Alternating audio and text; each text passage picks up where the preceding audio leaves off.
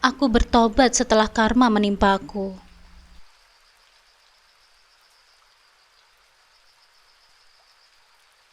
Assalamualaikum sahabat Bunda. Semoga Allah selalu memberikan kesehatan dan kebahagiaan untuk kita semua. Buat sahabat Bunda yang sudah subscribe, semoga rezekinya dilancarkan ya. Amin ya robbal alamin.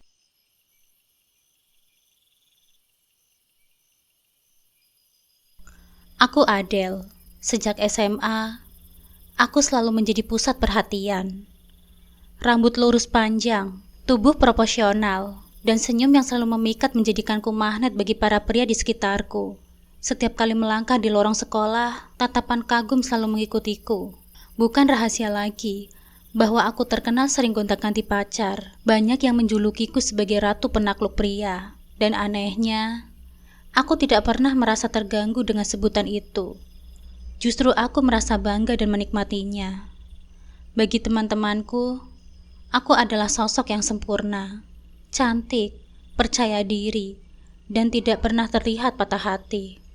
Saat kuliah, kehidupanku tak jauh berbeda. Dunia percintaan menjadi semacam permainan bagiku. Tidak ada rasa serius, meski hubungan-hubungan yang kujalani tampak intens di mata orang lain.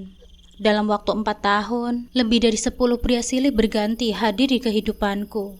Pelukan dan ciuman menjadi hal yang biasa. Aku merasa berada di atas angin, mengendalikan segala semua pria sesuai dengan keinginanku. Sampai pada akhirnya, Alvin datang. Alvin berbeda dengan pria yang lain.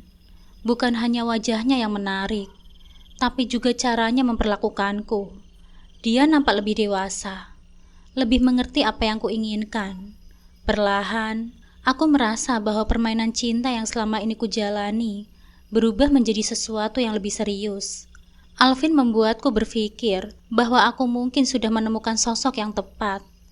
Dengan dia, aku tidak perlu lagi mencari-cari pasangan lagi. Aku yakin Alvin adalah akhir dari petualang cintaku. Namun keyakinanku hancur berkeping-keping setelah hubungan kami mencapai titik yang tak termaafkan. Alvin berjanji akan menikahiku setelah kami terlibat dalam hubungan terlarang di hotel untuk pertama kalinya. Saat itu, aku merasakan nikmat yang sesungguhnya dalam percintaan. Alvin benar-benar membuatku melayang malam itu, seakan-akan aku merasakan surga dunia namun terlarang. Sejak kejadian malam itu, di mana aku kehilangan kesucianku, kami justru sering melakukannya berkali-kali. Aku tak pernah merasa menyesal, apalagi Alvin membuatku percaya bahwa dia akan membangun masa depan bersamaku. Tapi kenyataannya berbeda. Alvin tiba-tiba kabur dengan alasan mendapatkan tawaran pekerjaan di luar kota. Awalnya, aku percaya, meskipun hati kecilku merasa ada yang tidak beres. Beberapa minggu setelah kepergiannya, aku mendengar kabar yang membuat duniaku seakan runtuh. Alvin menikah dengan wanita lain. Wanita itu adalah teman dari ayahnya. Saat itu hatiku benar-benar hancur berkeping-keping. Hari-hari setelah mendengar kabar itu, penuh dengan keputusasaan. Aku merasa dipermainkan, dihianati, dan ditinggalkan begitu saja oleh laki-laki yang sudah mengambil kehormatanku. Sejak saat itu, memulai hubungan baru dengan pria lain terasa mustahil. Setiap pria yang mendekat hanya mengingatkanku pada luka yang telah ditinggalkan Alvin. Aku menjadi sosok yang berbeda, tidak lagi menikmati perhatian, tidak lagi mencari kehangatan. Aku terjebak dalam bayang-bayang Alvin, merasa seperti telah kehilangan segalanya. Di tengah kehancuran itulah, Sandra, sahabatku sejak lama hadir. Sandra tahu segala sesuatu tentangku, termasuk betapa dalamnya rasa sakit yang kurasakan. Dia bukan hanya sahabat, tetapi juga tempatku bersandar. Dalam banyak hal, dia selalu tahu bagaimana caranya menenangkanku. Namun kali ini, dia memberi saran yang tidak pernah kuduga. Kalau kamu memang mau move on dari Alvin, aku kenalin kamu sama temanku, Ahmad, ujar Sandra di suatu sore ketika kami duduk di kafe favorit kami. Suaranya tenang, tapi tatapannya serius. Aku mendongak dari cangkir kopi yang kugenggam. Ahmad, siapa dia? Tanyaku sedikit ragu. Dia guru di sekolah ayahku mengajar. Orangnya baik, sopan, dan yang paling penting, dia menghargai wanita. Mungkin kamu butuh seseorang seperti dia untuk memulai sesuatu yang baru, jawab Sandra. Kamu butuh seseorang yang bisa membuatmu merasa dihargai, bukan hanya dicintai secara fisik, tambahnya. Kata-kata Sandra terngiang-ngiang di kepalaku. Mungkin dia benar, aku harus bisa melupakan Alvin dan memulai kehidupan baruku lagi. Sore itu, dengan gugup dan hati yang penuh keraguan, aku mengikuti langkah Sandra menuju kafe tempat kami akan bertemu dengan Ahmad. Selama perjalanan, pikiranku dipenuhi oleh bayangan masa lalu bersama Alvin. Bagaimana jika Ahmad tidak seperti yang diceritakan oleh Sandra? Bagaimana jika aku tidak bisa merasa nyaman dengannya? Namun di sisi lain, ada keinginan kuat untuk melangkah maju, untuk memulai lembaran baru. Ketika kami tiba di kafe, aku melihat seorang pria duduk di pojok, mengenakan kemeja rapi dan tersenyum canggung ke arah kami. Itu dia Ahmad, bisik Sandra sambil memberi isyarat agar aku tetap tenang. Langkahku terasa berat, tapi aku mencoba menampilkan senyum sehangat mungkin. Ahmad berdiri dan menyambut kami dengan sopan. Senyumnya ramah, tapi aku segera menyadari bahwa dia berbeda dari tipe pria yang bisa kutemui. Alvin selalu tampil sempurna, modis dan penuh percaya diri, sedangkan Ahmad, dengan tatapan matanya yang tenang dan bahasa tubuh yang santun, terasa seperti angin sejuk yang menenangkan hati, namun ia lebih karismatik. Senang bisa bertemu denganmu, Adele, ucap Ahmad, suaranya lembut dan tenang. Aku menjabat tangannya, merasakan kehangatan yang tulus dari sentuhan itu. Tidak ada kesan memaksa, tidak ada aura ingin mengesankan yang sering kulihat dari pria-pria yang pernah singgah di hidupku. Kami mulai berbincang dengan canggung pada awalnya. Obrolan kami terasa kaku karena hanya berbicara tentang pekerjaan, hobi, dan pengalaman sehari-hari. Memang Ahmad adalah seorang guru PNS yang bekerja di sekolah menengah. Berbeda denganku pada saat itu, lebih banyak menghabiskan waktu di rumah, menghindari dunia luar setelah kehancuran yang kualami dengan Alvin. Ahmad bercerita tentang bagaimana dia menikmati mengajar, cara dia berbicara, penuh ketulusan dan kecintaan pada pekerjaannya, membuatku merasa bahwa mungkin Sandra ada benarnya.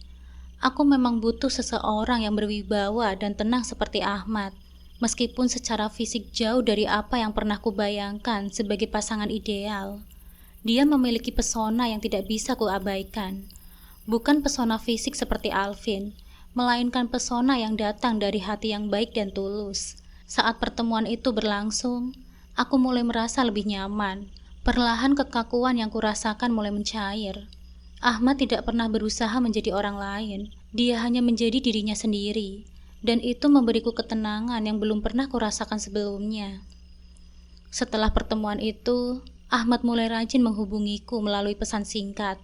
Kami berbicara tentang banyak hal, dari hal-hal sepele seperti film yang baru ditonton, hingga obrolan yang lebih mendalam tentang perasaan kami.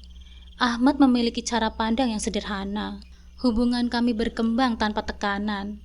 Tidak ada tuntutan, tidak ada ekspektasi yang tinggi. Hanya dua orang yang perlahan-lahan saling mengenal. Meskipun begitu, aku tetap merasakan perbedaan yang signifikan antara Ahmad dan Alvin. Alvin adalah sosok pria yang nampak sempurna di luar. Wajahnya tampan, tubuhnya yang terawat, dan penampilan yang selalu prima. Ahmad di sisi lain lebih terlihat biasa. Dia tidak pernah peduli dengan penampilannya, dan mungkin sedikit kurang menarik secara fisik. Tapi di balik kekurangan itu, ada rasa nyaman yang tidak bisa kutemukan pada pria-pria lain. Ahmad tidak berusaha memikatku dengan cara yang megah atau berlebihan. Dia hanya ada di sana, dengan kehadiran yang tenang dan menenangkan.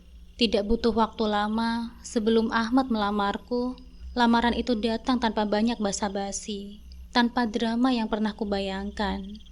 Suatu malam setelah beberapa bulan berkomunikasi secara intens, dia datang ke rumah bersama orang tuanya untuk melamarku secara resmi.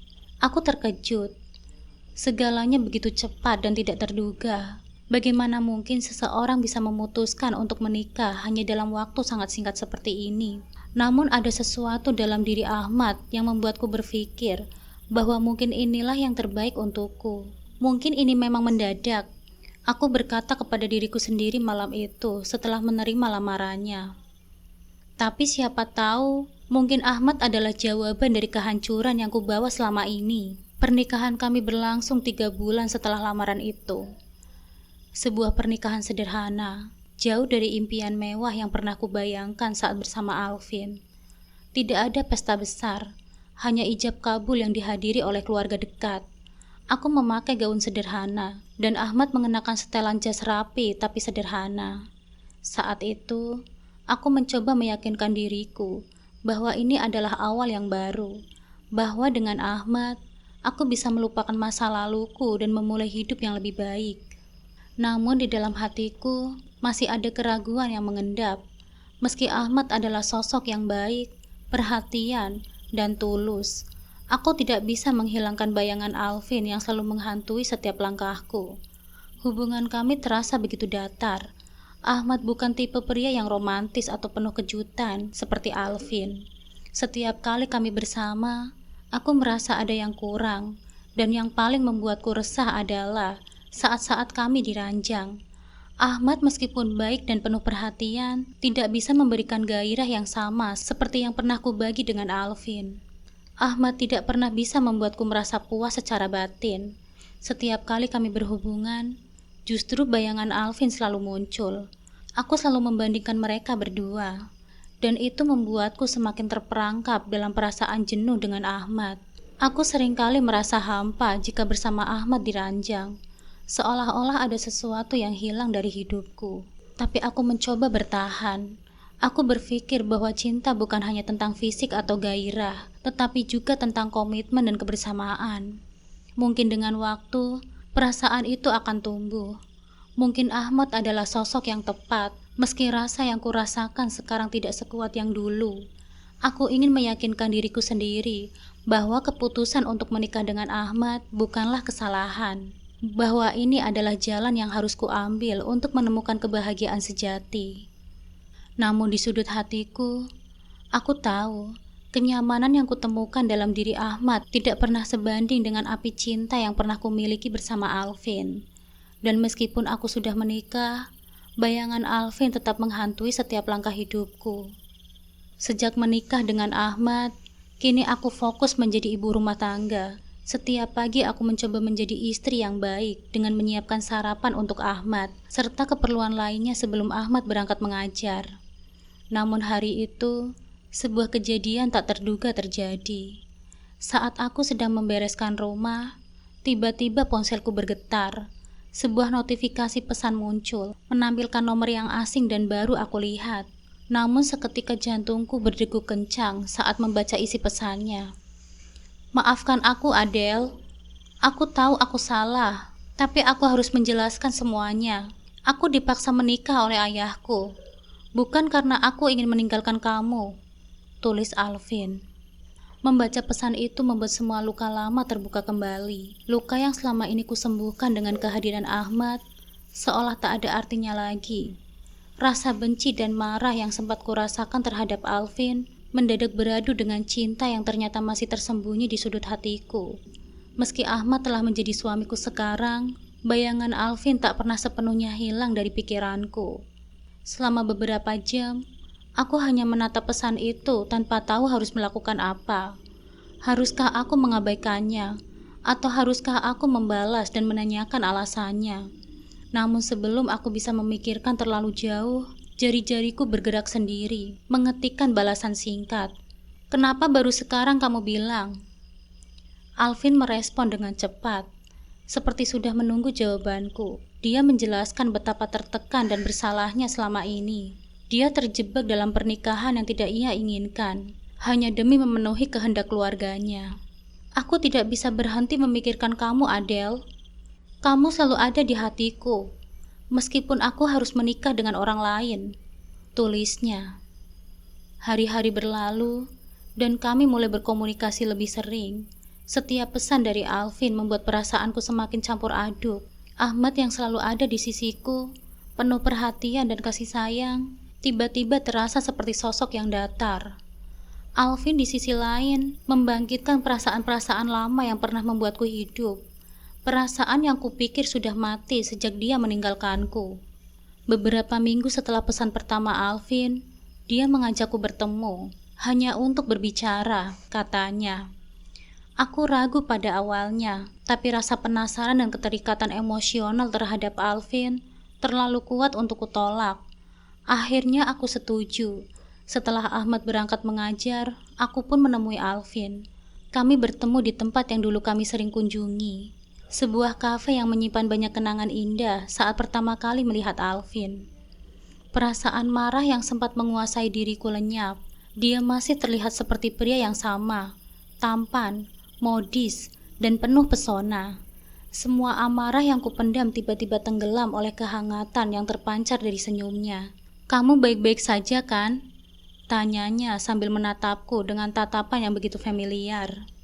Tatapan yang pernah membuatku merasa seperti satu-satunya wanita di dunia. Aku mengangguk pelan. "Iya, kamu sendiri gimana kabarnya?" Alvin menarik nafas panjang sebelum menjawab. "Aku tidak pernah baik-baik saja sejak meninggalkanmu." Percakapan kami mengalir dengan mudah, seolah waktu tidak pernah berlalu di antara kami. Rayuan dan pujian dari Alvin melelehkan hatiku, meski ada bagian dari diriku yang ingin membenci Alvin karena meninggalkanku dulu. Aku tidak bisa menolak perasaan bahwa dia masih memiliki tempat istimewa di hatiku. Pertemuan itu berlanjut menjadi pertemuan yang rutin. Pada awalnya, kami hanya sekedar makan atau minum kopi bersama. Tapi setiap kali kami bertemu, rasa yang dulu sempat ada semakin membara. Aku tahu ini salah. Aku tahu aku sudah menikah, dan Alvin juga sudah memiliki istri. Tapi hubungan kami kembali seperti dulu, hangat, penuh gairah, dan tak terelakkan. Suatu malam, setelah beberapa bulan menjalani hubungan diam-diam dengan Alvin, aku terjatuh ke dalam pelukannya sekali lagi. Kami bertemu di sebuah hotel yang jauh dari tempat tinggal kami. Di kamar itu, semua perasaan yang kutahan selama ini meledak. Rasa cinta, rindu, marah dan kecewa bercampur aduk menjadi satu. Dan tanpa bisa kuhindari, kami mengulangi kesalahan yang sama seperti dulu. Saat Alvin memelukku malam itu, semua yang pernah kurasakan terhadapnya kembali dengan kekuatan yang penuh. Tidak ada ruang untuk berpikir jernih. Yang ada hanyalah dua orang yang terjebak dalam hasrat yang tak bisa mereka lepaskan. Aku kembali bergairah bersama Alvin. Dari dulu inilah yang aku inginkan. Kepuasan batin yang tak pernah aku dapatkan dari Ahmad suamiku. Hubungan terlarang ini berlangsung selama berbulan-bulan. Setiap kali Ahmad pergi mengajar, aku selalu mencari celah untuk bertemu dengan Alvin. Ahmad tidak pernah curiga. Dia terlalu polos dan mudah untuk dibodohi. Dia juga terlalu sibuk dengan pekerjaannya sebagai guru dan terlalu mempercayaiku dalam hal apapun. Perasaan bersalah kadang menghampiriku, tapi begitu aku bersama Alvin, semua rasa bersalah itu hilang. Aku merasa hidup kembali, meskipun dengan cara yang salah. Alvin memberiku sesuatu yang Ahmad tidak pernah bisa berikan, gairah, api cinta yang pernah hilang, api cinta yang pernah hilang dari hidupku. Meski aku tahu bahwa hubungan ini tidak benar, aku tidak bisa menghentikannya. Setiap kali aku mencoba menjauh, Alvin selalu menarikku kembali dengan kata-kata manis dan janji bahwa suatu hari nanti semuanya akan berbeda, bahwa suatu hari dia akan meninggalkan istrinya untukku. Namun di saat yang sama, aku tahu bahwa janji-janji itu tidak lebih dari sekedar ilusi. Bagaimana mungkin Alvin benar-benar meninggalkan keluarganya untukku? Dan jikapun dia melakukannya, bagaimana aku bisa menjalani hidup dengan rasa bersalah yang begitu besar terhadap Ahmad? Semakin lama, semakin dalam aku terjerumus. Setiap kali aku bertemu, aku merasa seperti berjalan di atas pisau yang tajam.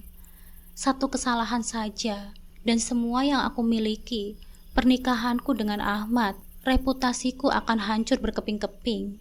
Tapi anehnya, meski sadar akan resikonya, aku tidak bisa berhenti. Alvin adalah candu yang tak bisa kulepaskan. Meskipun aku tahu, dia bisa menghancurkan segalanya. Di tengah kebingungan ini, Aku terus menjalani hidupku seolah tidak ada yang terjadi. Di depan Ahmad, aku tetap menjadi istri yang baik. Aku merawat rumah, menyiapkan makan sarapan, dan mencoba menjalankan peran sebagai istri yang setia.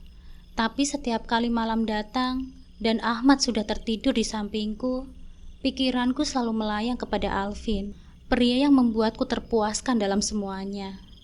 Waktu terus berlalu, dan perselingkuhanku dengan Alvin semakin menjadi-jadi. Hubungan yang awalnya hanya sebuah pelarian dari kehampaan, kini telah melampaui batas kewajaran. Setiap pertemuan, setiap pelukan, semakin mengingatkanku dalam jaring-jaring perasaan yang sulit kujelaskan. Alvin yang dulunya sosok pelarian, kini nampak seperti jawaban dari semua kekosongan yang kurasakan selama ini. Hingga akhirnya, Alvin membuat keputusan yang membuatku terkejut. Aku sudah menceraikan istriku, sayang. Sekarang aku hanya ingin bersamamu, katanya suatu malam, dengan nada yang serius tak pernah kuduga. Rasa terkejutku bercampur dengan kebahagiaan. Dalam benakku, terlintas pikiran bahwa akhirnya semua impian yang dulu pupus akan menjadi nyata. Aku pun akhirnya melakukan hal yang sama seperti yang Alvin lakukan. Dengan dalih bahwa aku tidak puas secara batin, aku meminta cerai kepada Ahmad. Ketika ku katakan keinginanku untuk bercerai, Ahmad menatapku dalam-dalam, seolah mencoba mencari jawaban di balik kata-kataku. Namun dia tidak banyak berkata. Jika ini memang yang kamu mau, aku tidak akan memaksamu untuk tetap bersamaku, katanya dengan lembut. Meski matanya menunjukkan kesedihan yang mendalam, tanpa perlawanan, tanpa amarah, Ahmad menerima permintaan cerai dariku. Setelah perceraian kami selesai, aku segera menikah siri dengan Alvin. Tanpa pesta mewah, kami bersatu kembali dalam pernikahan yang bagiku saat itu terasa seperti puncak dalam kebahagiaanku. Akhirnya, impianku untuk bersama Alvin, pria yang selama ini kurindukan, terwujud. Rasanya seperti mimpi-mimpi yang selama ini kutunggu untuk menjadi nyata. Namun kebahagiaan itu tidak bertahan lama. Hanya 3 bulan setelah pernikahan kami, karma datang menimpaku dengan cara yang sangat menyakitkan. Suatu malam, saat sedang menunggu Alvin pulang dalam pertemuan bisnis yang katanya penting, aku mendapat telepon dari seorang teman Alvin. Suaranya panik dan terburu-buru. Adele, ada berita buruk. Katanya Alvin ditangkap polisi di hotel tadi malam, bareng dengan teman wanitanya. Katanya dia juga terlibat sindikat penjualan narkoba. Darahku membeku saat mendengar namanya disebut. Bergegas mencari informasi di media sosial, dan benar saja yang dikatakan teman Alvin tadi. Alvin ditangkap dalam penggerbekan narkoba di sebuah hotel bersama beberapa wanita dan pria lainnya. Mereka sedang terlibat pesta narkoba saat polisi datang. Dunia yang selama ini kubayangkan indah dan sempurna bersama Alvin hancur dalam sekejap. Dan lebih buruk lagi, dari penyelidikan polisi, terbongkar bahwa Alvin sebenarnya adalah seorang pengedar narkoba. Bisnis sukses yang selama ini dibanggakannya ternyata hanyalah kedok. Wanita-wanita yang bersama Alvin di hotel hanyalah sebagian dari permainan kotornya selama ini. Semua janji manis, semua harapan yang pernah dia berikan kepadaku, ternyata hanya kebohongan. Aku tidak bisa berkata apa-apa. Di depanku, kenyataan pahit ini menghantamku tanpa ampun. Pria yang kucintai dengan sepenuh hatiku, pria yang kuserahkan segalanya, ternyata tidak lebih dari seorang kriminal yang memanipulasi hidupku. Aku merasa dipermalukan, dihianati, dan lebih dari segalanya, aku merasa menjadi orang yang sangat bodoh. Hidupku hancur berantakan. Alvin di penjara, dan aku tidak punya siapa-siapa lagi. Semua yang pernah kurasakan sebagai kebahagiaan, kini sirna tanpa sisa. Aku mencoba mencari Sandra, sahabat yang selalu ada di saat-saat sulit, tapi dia pun kini menjauhiku. Adele, aku minta maaf.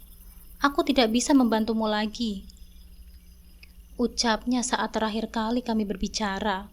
Wajahnya penuh kecewa, dan aku tahu dia tak akan kembali. Aku hanya bisa menangis. Semua keputusanku selama ini, mulai dari meninggalkan Ahmad, menikah siri dengan Alvin, hingga terjebak dalam kehidupan yang penuh kebohongan. Semuanya kembali menghantamku. Aku telah kehilangan segalanya. Kini aku tinggal sendirian di rumah orang tuaku. Aku yang dulu sering dipuja-puja sebagai ratu penakluk pria, kini hanya menjadi bayang-bayang dari diriku yang dulu. Tak ada pria yang menginginkanku lagi. Tak ada sahabat yang peduli.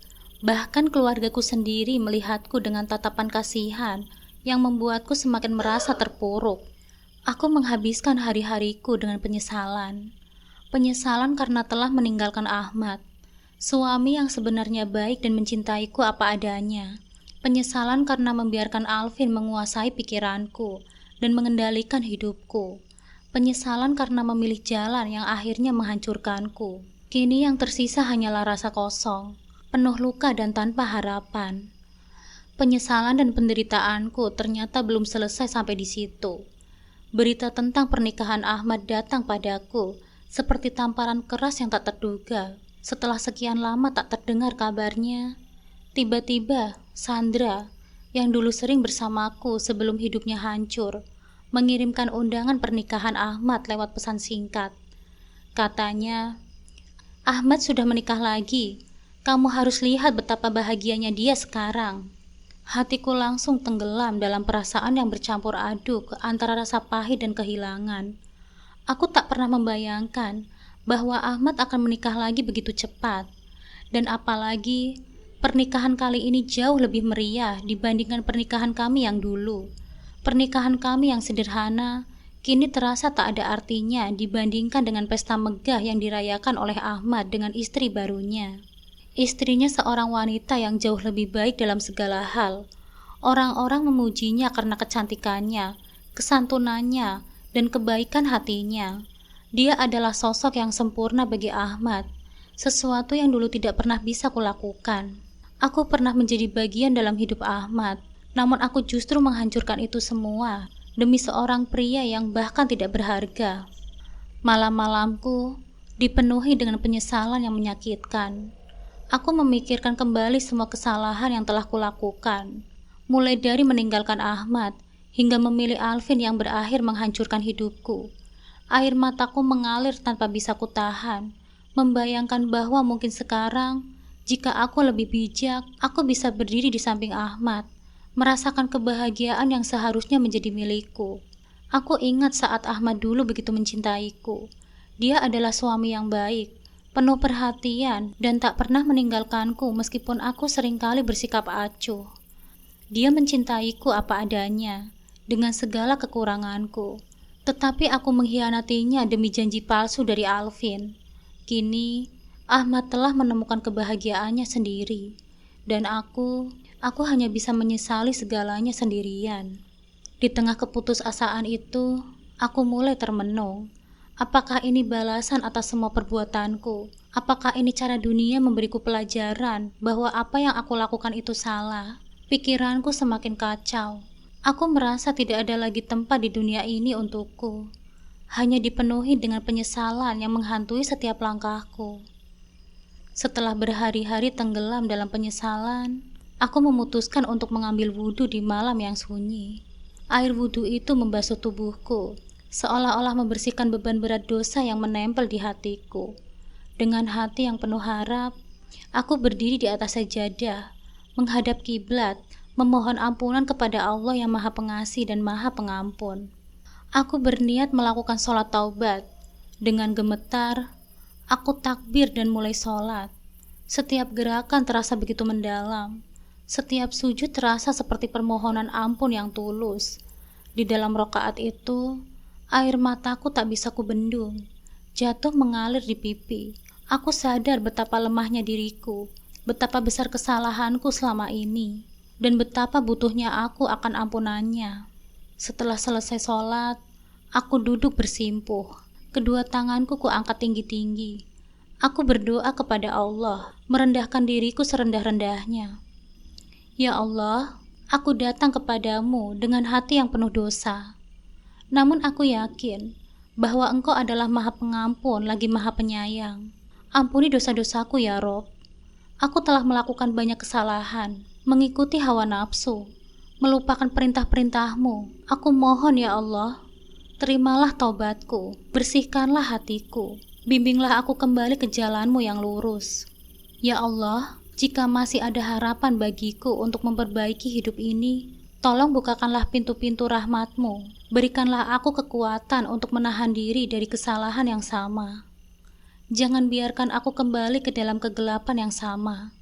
Dan gantilah hidupku dengan ketenangan, kedamaian, dan ketaatan kepadamu. Ya Rob, hanya kepadamu aku memohon. Hanya Engkau yang mampu mengangkat segala penderitaanku. Kabulkanlah doaku ya Allah. Amin. Aku menutup doaku dengan harapan baru di dalam hatiku.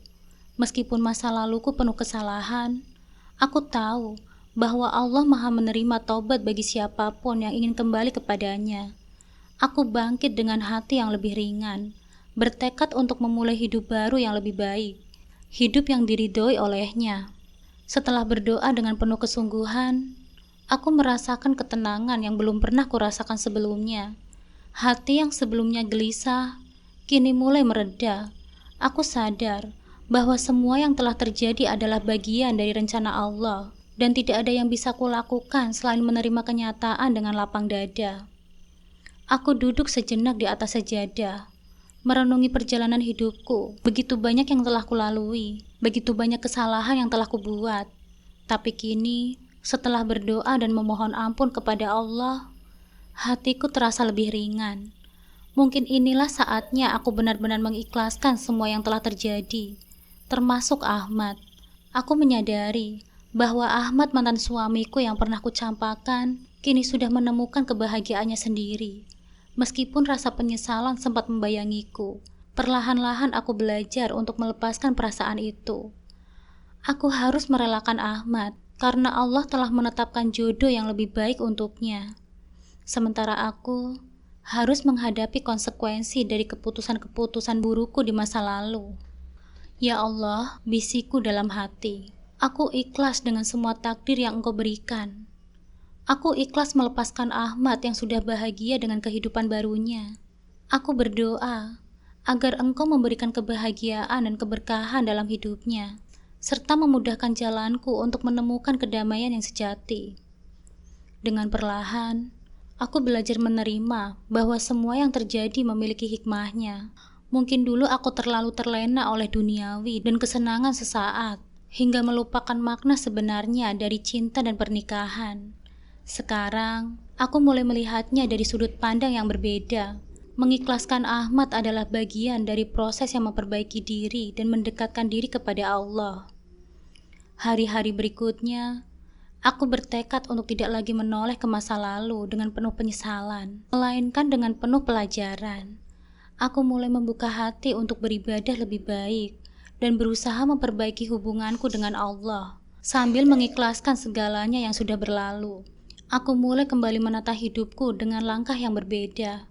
Hatiku yang dulu dipenuhi oleh cinta duniawi dan penyesalan, kini beralih pada satu tujuan, mencari ridho Allah dan memperbaiki diriku. Aku sadar bahwa jalan yang selama ini kulalui penuh dengan kesalahan dan dosa. Karena itu, aku memutuskan untuk belajar agama lebih mendalam dan menjalankan syariatnya dengan benar. Setiap hari, aku mulai mengisi waktu dengan menghadiri majelis ilmu, membaca buku-buku agama, dan mendengarkan ceramah yang menguatkan imanku.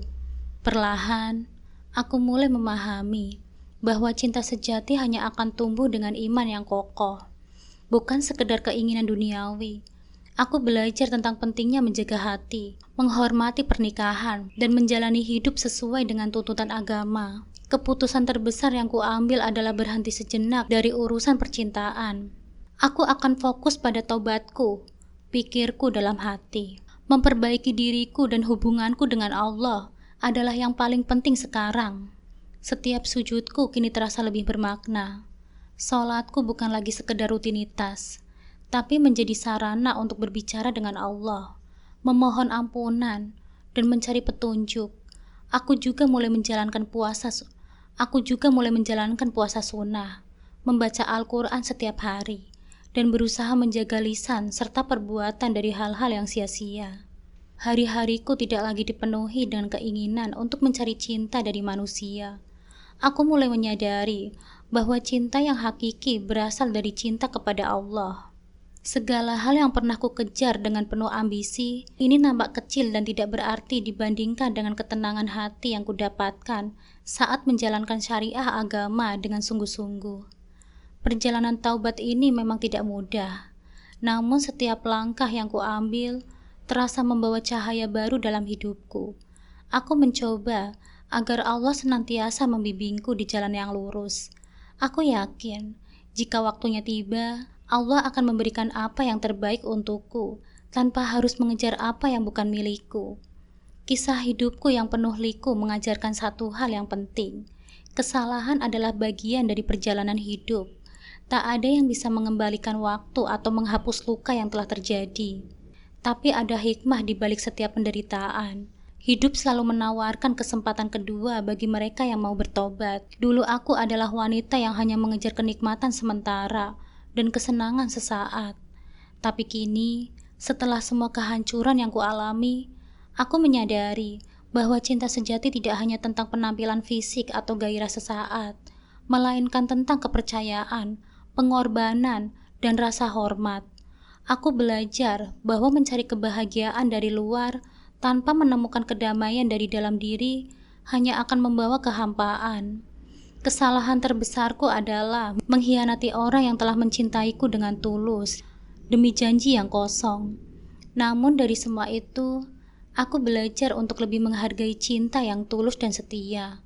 Aku tak bisa kembali pada masa lalu dan memperbaiki semuanya, tapi aku bisa belajar dari masa lalu agar tidak mengulangi kesalahan yang sama di masa depan.